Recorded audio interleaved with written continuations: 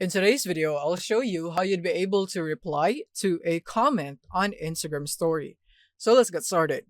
So first is that open up your Instagram app, log in into your account, and from here, going to the story that you got a comment on that you'd want to reply. So I'm gonna go into my story, open my story, just like so.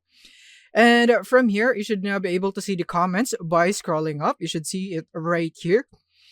So we have this comment, so you can tap here on the reply button on the right side. And from here, you can now send a message like, I can go for this one, send, and it will now be sent. And it will now be sent to the user.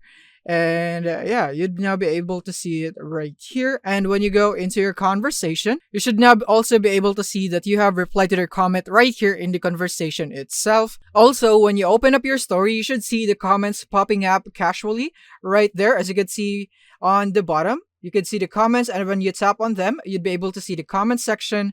And from here, you can add a comment or mention them.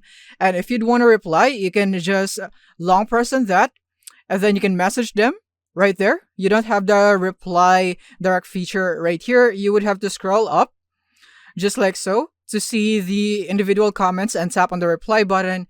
And yeah, again, you would now be prompted into the conversation itself right here, as you can see.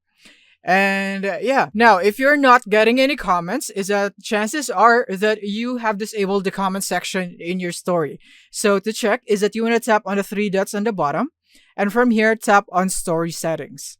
And from here, make sure to allow comments under commenting, and make sure that the controls in here is set into everyone or people you follow, depending on who you would want to get comments on. And lastly is that you could also go to your settings by going to your profile, tap on the three horizontal bars on the top right, and now you want to scroll down and tap on comments.